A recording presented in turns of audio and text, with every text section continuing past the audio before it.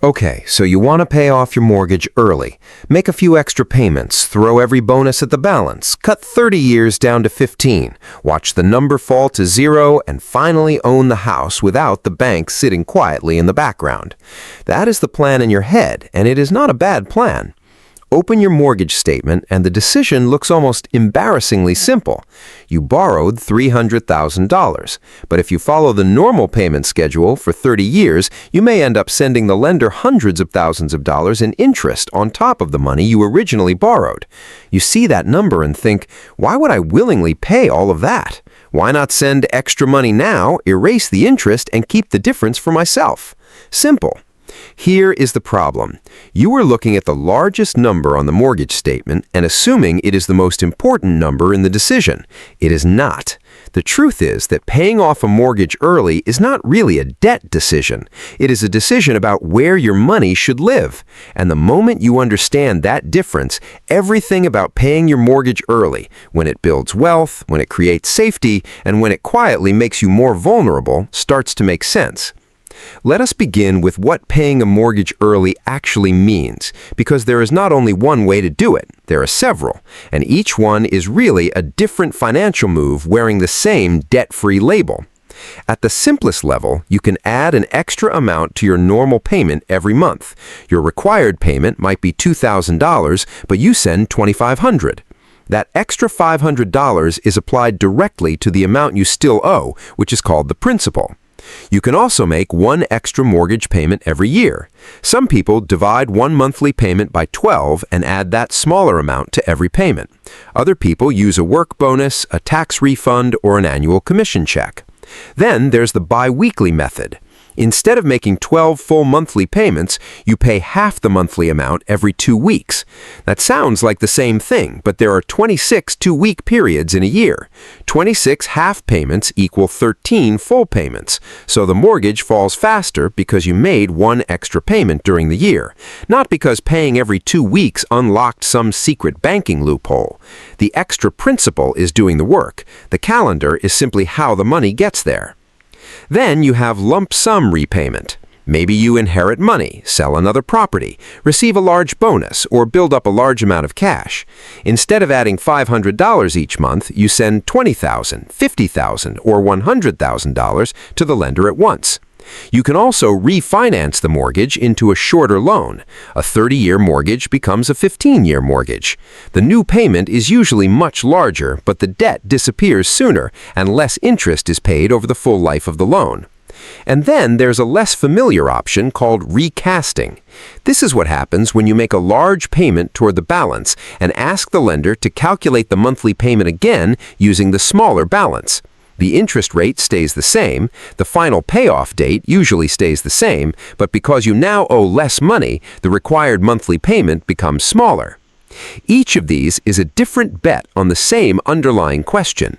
Do you want to remove the mortgage as quickly as possible, or do you want to reduce the pressure the mortgage places on your monthly income? That single decision changes what you should do with every extra dollar. Now, here is where the simple mental model starts to break down. You think the expensive part of the mortgage is the interest rate. It is not. The expensive part is the interest rate multiplied across a very large balance for a very long time. A rate of 6% doesn't sound frightening on its own. 6% is smaller than 10%. It's smaller than 15%. It's certainly smaller than the interest rate on many credit cards. But 6% applied to hundreds of thousands of dollars for 30 years becomes an entirely different number. Let's use a normal example. Imagine you buy a $400,000 home. You put $40,000 down. That leaves a mortgage of $360,000. The loan lasts 30 years and carries a fixed interest rate of 6.5%. Your monthly principal and interest payment is roughly $2,275. That does not include property taxes. It does not include homeowners insurance. It does not include private mortgage insurance if your down payment is small enough to require it. It is simply the part of the payment going to the loan itself. Now, look at the first payment.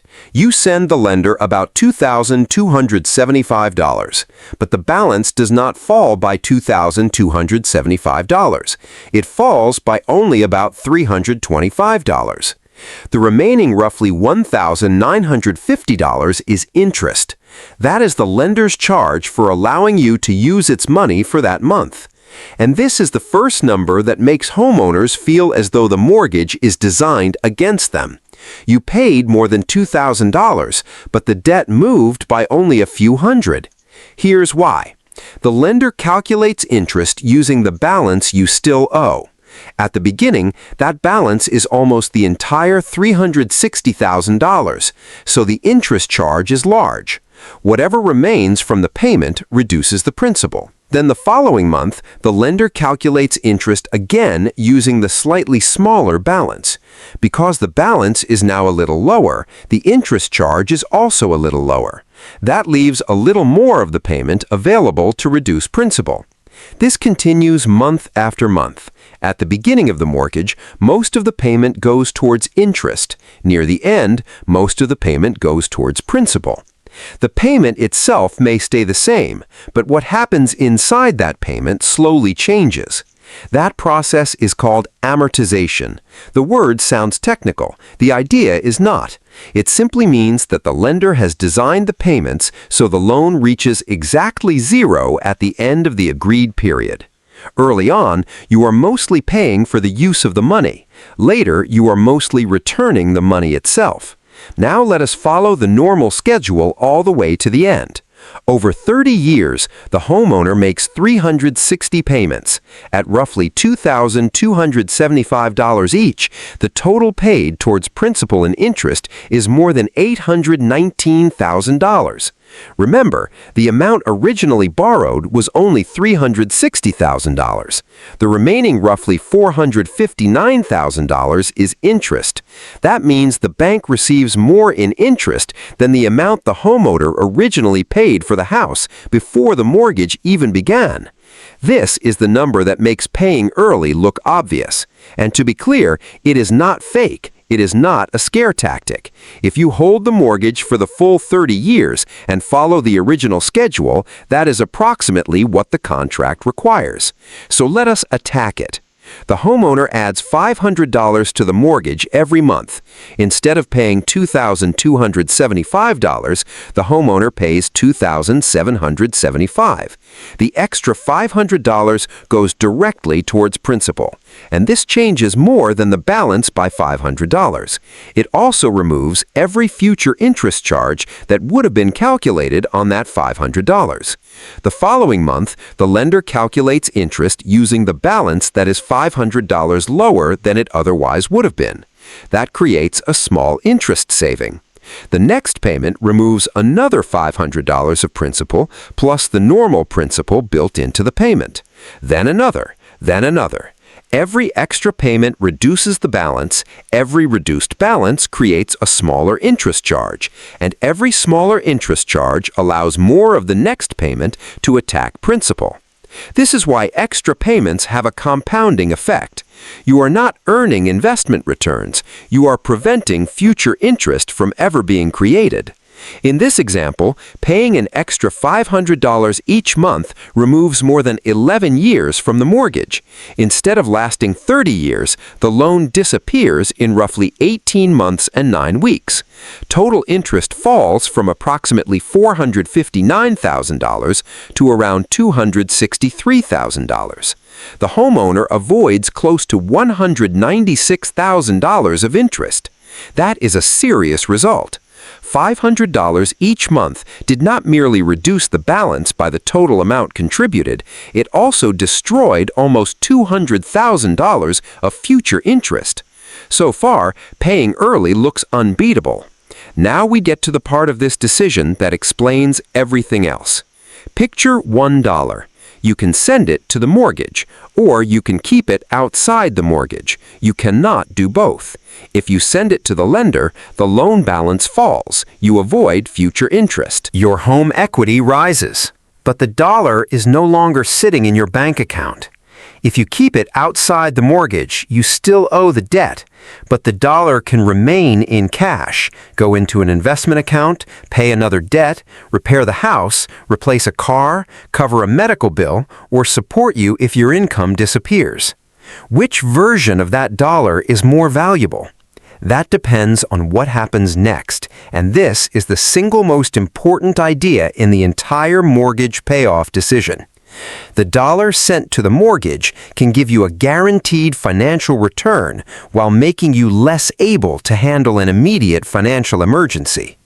Let us slow down and explain exactly what that means.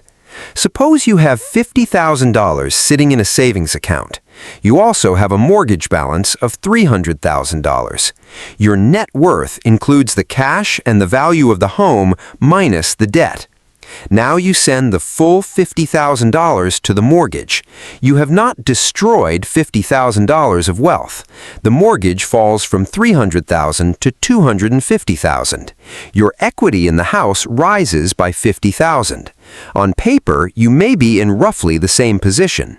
Before the payment, you had $50,000 in cash and owed $300,000 on the home. After the payment, you have almost no cash and owed $250,000. Your net worth has not suddenly collapsed, but your ability to use the money has changed completely. Before the payment, that $50,000 could pay the mortgage for many months. It could buy groceries. It could cover insurance. It could replace a heating system. It could help you relocate after losing a job. It could prevent you from putting an emergency on a credit card. After the payment, the money is inside the house. You can see it in your equity. You cannot normally use it at the supermarket. To get it back, you may need to sell the house, refinance the mortgage, apply for a home equity loan, or open a home equity line of credit. All of those actions take time. Some involve fees, and all forms of new borrowing depend on a lender agreeing that you still qualify. Here is the part people miss. The moment when you most desperately need the money may be the exact moment when a lender is least willing to give it back to you. If you lose your job, your income falls. If your income falls, qualifying for a new loan becomes harder. So you can be standing inside a home with $200,000 of equity and still struggle to find $10,000 to cover the next 6 months. In the language of finance, the house is illiquid. That simply means the wealth is real, but it cannot be turned into spendable cash quickly and easily. A paid-down house can make you wealthier. It does not automatically make you financially flexible. Now compare two homeowners. They earn the same income, they own homes of the same value, their mortgage rates are the same, and each household has an extra $500 available every month. Homeowner 1 sends the extra $500 to the mortgage. Homeowner 2 invests the $500. Which homeowner finishes richer? This is the question that produces endless arguments because people usually compare the most flattering version of their preferred strategy with the weakest version of the other one. The mortgage person says, paying early gives me a guaranteed return equal to my interest rate. The investing person says, the stock market has historically produced higher long-term returns. Both statements can be true, but they do not settle the decision. Return to the 6.5% mortgage. Every additional dollar used to reduce principal prevents interest from being charged at 6.5%. So paying the mortgage provides something close to a guaranteed 6.5% saving on that dollar. The lender cannot later decide that you didn't save the interest. The contract determines the result. Investment returns work differently. You might expect an investment portfolio to earn 7% over a long period, but that does not mean it earns exactly 7% every year. One year may produce a gain, another year may produce a loss. A market can fall shortly after you invest the money. And even if the long-term average eventually reaches 7%, the path can be uncomfortable. So the mortgage offers certainty, the investment offers possibility. Now, let's actually compare them. Homeowner 1 pays the extra $500 and eliminates the mortgage in roughly 18 years and 9 months.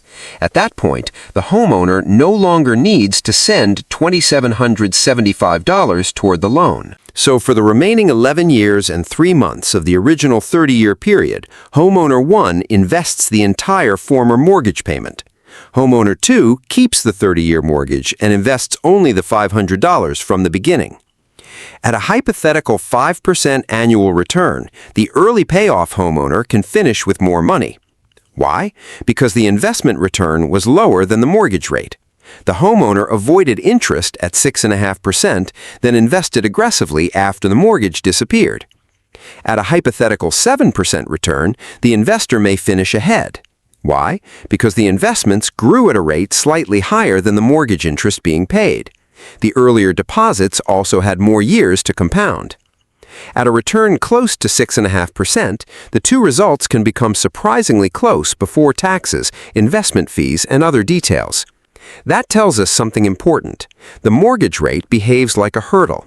If the alternative return stays below that hurdle, paying early tends to look stronger. If the alternative return rises above it, investing may produce more wealth. But there is a major difference. The mortgage saving is written into the loan. The investment return is not written into anything. It must actually happen. And the investor has to survive long enough, remain calm enough, and behave consistently enough to receive it. This is where the psychology becomes just as important as the mathematics. A spreadsheet assumes homeowner 2 invests the $500 every month for 30 years. No missed contributions, no panic selling, no expensive gamble in one fashionable stock, no withdrawal for a holiday, no decision after 5 years that the money would look better in a new car. The spreadsheet also assumes homeowner 1 behaves perfectly. Once the mortgage disappears, the homeowner immediately invests the entire former payment every month. The money does not quietly disappear into restaurants, subscriptions, vacations, and a more expensive lifestyle. Real households do not always behave this way. Some people say they will invest instead of paying extra on the mortgage, but they do not invest. They simply spend more. For that person, the comparison is not mortgage repayment versus investing. It is mortgage repayment versus consumption. In that comparison, paying the mortgage may create much more wealth. Other people become so focused on destroying the mortgage that they stop contributing to retirement accounts, ignore an employer match, carry expensive credit card debt, or keep almost nothing in emergency savings. For that person, early repayment may create a beautiful mortgage statement and a weak financial life everywhere else. This is why there is no single strategy that wins for every homeowner. The result depends partly on numbers. It also depends on what you will genuinely do when nobody is watching. Now, there is a second benefit to early repayment that can make the return much stronger, and it has nothing to do with the mortgage interest itself. Private mortgage insurance. When a buyer purchases a home with a small down payment, the lender may require an additional monthly insurance charge. That insurance is called PMI on many conventional mortgages. The name makes it sound as though it protects the homeowner. It does not. It protects the lender. If the borrower stops paying and the lender loses money after foreclosure, the insurance helps cover part of the lender's loss. The homeowner pays for protection that mainly benefits the company lending the money. Why would anyone agree to that? Because without it, the lender may refuse to provide a large mortgage to someone making a small down payment. PMI allows the buyer to purchase sooner, but it adds another monthly cost. Now return to the $400,000 home. The buyer puts down $40,000, which is 10%. The mortgage begins at $360,000. 80% of the original home value is $320,000. On many qualifying conventional loans, reaching that 80% level can allow the borrower to request that PMI be removed, provided the other conditions are met. Following the normal mortgage schedule, reaching that balance may take close to 8 years. But if the homeowner sends an additional $500 toward principal every month, the balance may reach the same level in less than 4 years. That means the extra payment can create two separate savings. It reduces future mortgage interest, and it may remove the monthly PMI charge sooner. The rules depend on the exact loan, payment history, property value, and mortgage program, so the homeowner still has to check the actual contract and servicer requirements. But the principle is simple. Sometimes an extra dollar sent to the mortgage does more than reduce one cost. It can help remove a second cost attached to the first one. Now let's talk about the tax deduction, because this is where people often make the mortgage sound cheaper than it really is. You may hear someone say, never pay off the mortgage early because the interest is tax deductible. That sentence is incomplete. In the United States, mortgage interest may be deductible when the homeowner itemizes deductions and satisfies the qualifying rules. For many newer qualifying mortgages, the deduction is generally limited to interest on the first $750,000 of eligible mortgage debt. Older loans can follow different limits. But the important part is the word itemizes. A mortgage interest statement does not automatically mean the interest creates an additional tax benefit. The homeowner generally has to choose itemized deductions instead of the standard deduction, and itemizing must actually produce the better result. And even when the deduction applies, it does not make the interest free. Suppose you pay $1,000 of mortgage interest and the deduction reduces your taxes by $240. You are still out $760. Paying $1,000 to avoid $240 of tax is not a profit. The deduction simply reduces the true cost of the interest. It does not reverse it. It does matter when comparing repayment with investing. A 6.5% mortgage may cost slightly less after the tax benefit for a homeowner who genuinely receives one. But the homeowner has to calculate the real benefit, not imagine that every dollar of interest returns through the tax system. There is also inflation. This is one of the quieter economic forces inside a fixed-rate mortgage. Imagine your principal and interest payment is $2,000 today. 10 or 15 years from now, it may still be $2,000. But your income may be higher. Prices across the economy may also be higher. $2,000 future dollars may not feel as heavy as $2,000 feels now. This is one reason an old, low-rate fixed mortgage can become valuable. The lender is locked into the original contract. It cannot suddenly increase your interest rate because inflation rose. You keep repaying the debt using future dollars that may be worth less than the dollars you originally borrowed. Now, imagine someone locked in a mortgage at 3%. Paying that loan off early guarantees a saving of roughly 3%. That is safe. But the homeowner is also giving up a long-term loan at a rate that may be lower than inflation, lower than savings account yields at certain times, and lower than what other investments may reasonably produce over a long period. Now, change the mortgage rate to 7.5%. The decision changes. Avoiding 7.5% guaranteed interest becomes much harder for a risky investment to beat after taxes and fees. Same house, same homeowner, same extra payment, different mortgage rate, different economics.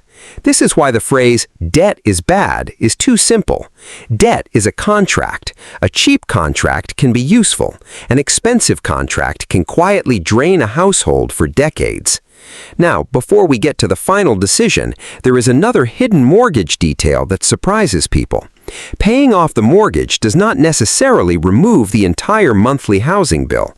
A mortgage payment often contains several separate pieces. There's principal, there's interest, there may also be money collected for property taxes and homeowners insurance. The lender places the tax and insurance money into an escrow account and pays those bills when they become due. This makes the mortgage payment feel like one single housing cost, but it is actually several costs traveling together. When the mortgage is paid off, principal disappears, interest disappears. The lender may close the escrow account, but the property tax does not disappear. The insurance premium does not disappear. The roof does not stop aging. The plumbing does not stop leaking. The homeowners association does not stop sending bills. The utility company does not stop charging for electricity and water. So, when someone says, once I pay off the mortgage, I will live in the house for free, that is not correct. The largest required payment may disappear. That can transform the household budget, but the cost of owning and occupying the property continues, and because the lender is no longer collecting money through escrow, the homeowner may now receive large tax and insurance bills directly. A household accustomed to paying everything monthly can be caught off guard when a bill arrives for several $1,000s at once. The home is debt-free. The calendar is not bill-free. Now, we need to talk about timing, because an extra mortgage payment made in year 2 does not have the same value as the same payment made in year 28. Return to amortization. Interest is calculated using the balance still owed. Early in the mortgage, the balance is high, so the interest charge is high. If you reduce the principal during those early years, the lender loses the ability to charge interest on that money for decades. The payment has a long time to work. Near the end of the mortgage, the balance is lower, and only a few years of interest remain. A large payment can still eliminate the debt, but there is much less future interest left to avoid. Think of it this way. Paying $10,000 early in a 30-year mortgage removes $10,000 from a balance that might otherwise remain in the system for 20 or 25 more years. Paying $10,000 with 12 months remaining removes $10,000 that would only have remained in the system for 1 more year. The same amount reaches the lender. The amount of future interest destroyed is completely different. This creates a strange moment for long-term homeowners. They may look at the remaining mortgage balance after 20 years and still see a frightening number. But by that point, a large share of the lifetime interest may already have been paid. The balance tells you how much principal remains. It does not tell you how much interest remains. Those are different numbers, and if the goal is to save interest, the second number is the one that matters. Now consider the large lump sum payment. Suppose our homeowner reaches the 5th year of the mortgage and receives $50,000. The balance is still roughly $337,000. The homeowner sends the $50,000 directly to principal. What happens next depends on what the homeowner asks the loan to do. Option 1 is to continue making the original payment. The payment remains around $2,275, but because the balance is much lower, more of that payment reaches principal. The mortgage can disappear years earlier. That $50,000 payment may remove more than 7 years from the remaining schedule and avoid a very large amount of future interest. Option 2 is a recast. The homeowner asks the servicer to take the new lower balance and spread it across the remaining 25 years. The interest rate remains 6.5%. The original final date remains in place, but the required principal and interest payment falls. Instead of using the $50,000 to buy an earlier finish, the homeowner uses it to buy a lower monthly obligation. Fannie Mae's servicing guidance allows qualifying loans to be re-amortized after a substantial additional principal payment, although the exact availability and process depend on the loan and servicer. The same $50,000 can therefore solve 2 different problems. Keep the original payment and it buys time. Recast the mortgage and it buys monthly breathing room. Which one is better? That depends on what is making the household vulnerable. A household approaching retirement may care more about lowering the required monthly payment. A household with strong income may prefer to keep the payment high and eliminate the loan years earlier. The money is the same. The financial outcome is not. There's also the question of how the lender applies extra money. Imagine you send an additional $5,000 with the intention of reducing principal, but the payment is not clearly identified. Depending on the system and loan status, the servicer may handle the money differently from what you expected. That is why an extra payment should be clearly designated as additional principal, and the borrower should verify afterward that the balance fell correctly. For qualifying current Fannie Mae loans, servicers are required to accept and apply an additional payment identified as principal curtailment, but homeowners should still follow the instructions provided by their own servicer. And before sending an enormous final payment, you do not simply look at the balance displayed online and transfer that number. The current balance and the official payoff amount are not always identical. The payoff amount can include interest owed through the exact day the loan will be closed, along with unpaid charges or other applicable amounts. Some loans can also include a prepayment penalty under particular circumstances. Not every mortgage has one, and many penalties apply mainly when a large portion or the full balance is repaid during the first few years, but the contract determines the rule. The lender or servicer can provide an official payoff statement showing the amount required on a specific date. consumerfinancialbureau.gov. That sounds like a tiny administrative detail, but it points to the larger lesson of the entire mortgage. Almost none of the important decisions are contained in the emotional headline, "Pay off the house." The real economics live inside the interest rate, loan term, tax rules, liquidity, payment instructions, insurance structure, and what the household gives up to find the extra money. Now let us talk about what can go wrong. Picture a household with a remaining mortgage balance of $120,000. They also have $120,000 in cash and investments. The homeowners hate the mortgage. They have carried it for years. Every month, the payment feels like a reminder that the bank still has a claim connected to the house. So they sell the investments, empty most of the savings, and pay the entire mortgage. The statement reaches zero. The household celebrates. The monthly mortgage payment disappears. On paper, they own the home outright. 3 months later, one income disappears. Then the roof begins leaking. The repair costs $20,000. The homeowners have enormous equity, but very little cash. They ask for a home equity loan. The lender now looks at the household's lower income and decides the application is riskier than it would have been before the job loss. Maybe the lender approves the loan at a higher rate. Maybe it approves a smaller amount. Maybe it refuses. The household may now be forced to use credit cards, sell the home, or borrow under worse terms than the mortgage it just eliminated. What exactly went wrong? The mortgage payoff saved interest. The balance truly reached zero. The homeowners did not misunderstand the debt. The problem was not the destination. The problem was the timing. They sent the money into the house before the rest of their financial life was strong enough to operate without it. This is how a household can become safer in one way and more fragile in another. The required monthly payment fell, but the ability to absorb a sudden cost also fell. The mortgage was gone. The risk was not. Now take the opposite household. They have a low fixed mortgage rate. They decide never to pay extra because investing is mathematically superior. Each month they promise to place $500 into a diversified investment account. During the first year, they do. During the second year, a few contributions are missed. Then the family upgrades a car. Then spending rises. 5 years later, the mortgage balance is exactly where the normal schedule says it should be, but the investment account contains far less than the spreadsheet predicted. What went wrong here? The investment argument may have been mathematically reasonable. The behavior never matched the argument. They kept the debt. They did not build the alternative asset. Again, no dramatic disaster was required, just a few normal choices repeated for several years. This is why the best mortgage strategy is often not found by asking which option produces the largest number in a perfect spreadsheet. A better question is, which system are you most likely to maintain when life stops behaving perfectly? Now let us reduce the entire decision to plain mechanical terms. Paying extra on the mortgage gives you a guaranteed saving equal to the interest that will no longer be charged. That's the return.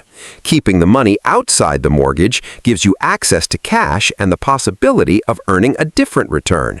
That's the alternative. The decision becomes stronger in favor of early repayment when the mortgage rate is high, the emergency reserve is already secure, expensive deaths are gone, retirement contributions are on track, and the homeowner values a lower monthly obligation. The decision becomes stronger in favor of keeping or investing the money when the mortgage rate is unusually low, liquidity is limited, income is unstable, major expenses are approaching, or the homeowner has access to valuable retirement benefits that would otherwise be missed. Now, there is a second way to approach this that avoids the extreme version of either strategy. You do not have to choose between sending every available dollar to the mortgage and never paying $1 extra. You can build the financial system in layers. First, keep enough cash to handle normal emergencies, not every possible disaster, but enough that a repair, medical cost, or temporary loss of income does not immediately force new debt. Then remove debts carrying much higher interest rates. Paying extra on a 6% mortgage while carrying a credit card at 20% is like trying to drain a bathtub while the tap is still running. Then collect any employer retirement contribution that would otherwise be missed. An employer match is not a normal market return. It's money added because you contributed. Ignoring that benefit in order to accelerate a lower rate mortgage can mean giving up an unusually valuable part of compensation.